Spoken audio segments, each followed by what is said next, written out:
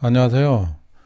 아직도 해경궁을 찾으러 다니는 한심한 바른미래당의 이 두 사람입니다. 김영환 후보하고 이 옆에 있는 사람은 장영하 변호사. 여기 뭐 담당 변호사인가 보죠. 이 박인복 그 인터뷰할 때도 둘이 나와가지고 하더니 둘이 한 팀인가 봐. 왜 이러고 다녀? 네, 기사를 보면은 해경궁 김씨 사건 재정 신청 기각. 검찰 처분은 정당하다. 그렇게 이제 법원이 판결을 내렸는데요.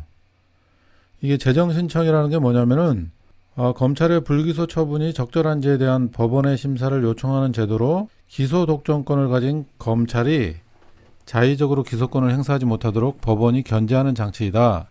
이게 돼 있죠. 그래서 검찰에서 불기소 처분한 거에 대해서 김영환이가 재정 신청을 한 거예요, 법원에. 그런데 이제 법원의 판결이 검찰의 처분이 수긍이 가서 기각했다는 그런 내용이에요.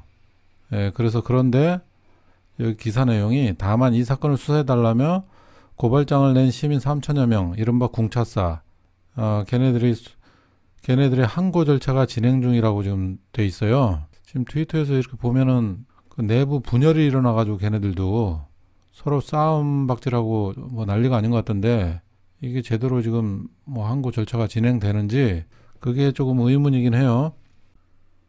예, 궁차사가 뭐 다시 항고를 한다 그러는데 만약에 해도 경찰이나 검찰은 약점이 있어가지고 분명히 약점이에요. 제가 지난번에 영상에서 올렸던 자료인데 경찰의 트위터 4만여 건 입수 경로를 밝혀라 이렇게 제가 영상 올린 적 있어요. 그래서 이 경찰이 트위터 4만여 건을 전수조사했다 이렇게 발표를 한 적이 있었어요.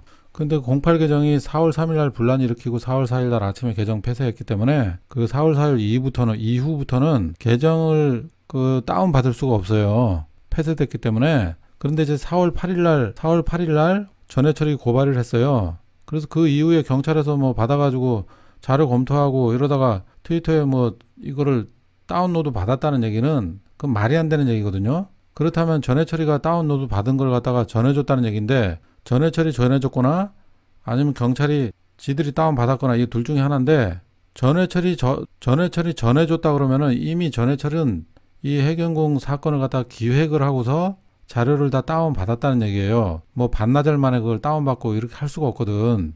그걸 이미 고발을 할 생각을 하고 이런 사건을 계획을 했다는 얘기예요. 그러면은 만약에 전해철이 그 트위터 4만 건을 갖다가 뭐 CD에 넣어가지고 줬다던가 이렇게 했다 그러면은 전해철 라인에서 다 기획을 해가지고 다 자료를 미리 확보를 해놓고 그렇게 넘겼다는 얘기가 되거든.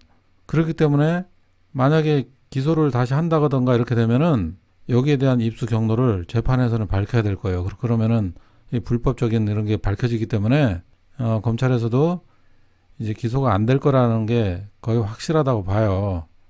어차피 조사를 해봤자 해킹이라는 게 또 드러나기 때문에 그러니까 여기 지금 내용 1, 2, 3, 4를 보면은 트위터 자료를 확보할 수 있는 방법은 아래 네 가지다. 1번 해킹과 조작을 주도한 사람에게 받았다. 예를 들어 전해철에게 받았다. 그러면 전해철은 해킹과 조작을 주도했기 때문에 그 자료를 미리 확보를 해놓은 거기 때문에 이거 뭐 전해철이 난처한 상황에 처하기 때문에 이것도 아니겠죠. 그럼 2번 경찰이 사건 발생 전에 직접 다운받았다. 이것은 사전에 공모했다. 이거밖에 안 되잖아요. 그렇기 때문에 이것도 뭐 경찰이 문제가 생기는 거고 3번 트위터 회사에서 받았다. 이건 받을 수가 없어요. 국내 트위터나 본사나 전부 넘겨주질 않아요. 이 자료를. 그렇다면 뭐 불법적으로 국내에서 뭐 국내 회사 아는 사람을 통해서 받았다는 얘기는 받았는데도 이게 기소가 안 됐다는 얘기는 계정주가 김혜경이 아니라는 얘기예요. 또 3번일 경우에는. 그렇다면 4번 빅데이터 업체에서 받았다. 그거는 폐쇄한 개인 자료는 빅데이터 업체도 방법이 없다 그럽니다. 제가 다 전화해서 확인해 본 사실이에요. 이거는 전문 업체에다 제가 확인해 봤거든요.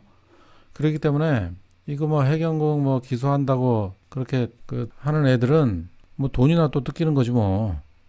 이거 뭐 변호사비나 또 뜯기고 이제 그러다가 마는 건데 항고는 언론 플레이 용으로만 하는 거고 항고 해봤자 되지도 않아요. 항고해서 사실이 밝혀지면 어차피 경찰이나 검찰만 웃기게 되는 거니까 검찰도 그래서 그 항고 내용이 들어와도 못할 거다 이렇게 알고 계시고요.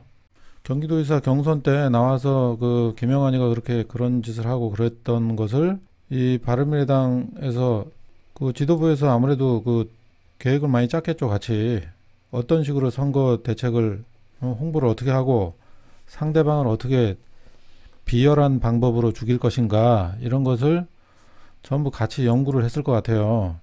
뭐 그걸 해야겠죠. 당연히 했다고 난 보고 있고 그렇기 때문에 완전 다 실패작이었잖아요. 실패작이고 그 국민들을 위한 정책을 많이 내고 어떻게 하겠다 정책 위주의 좀 얘기를 많이 했었으면은 바른미래당도 좀 인정받는 당이 됐을 수도 있어요. 근데 지난 선거 기간에 했던 것을 보면은 아주 더러운 정책을 김영환이를 내세워가지고 김부선권을 3,000건 도배질하고서 착각했다 그러고 그리고 박인복이 불러다가 그냥 제대로 확인도 안 하고 그렇게 인터뷰하고 이런 짓을 한 거 보면 이 바른미래당이 이 정상적인 당이 아니다. 아주 추접스러운 당이었다. 이렇게 생각이 되고요. 바른미래당에서는 지금이라도 조금이라도 좀 정신 좀 차리고 저 김영환이 후보 좀 어떻게 좀 처리 좀 하세요. 에? 왜 저러고 다녀? 이거 왜 이러고 다니냐고. 이 두 사람. 이거 좀 어떻게 처리 좀 해.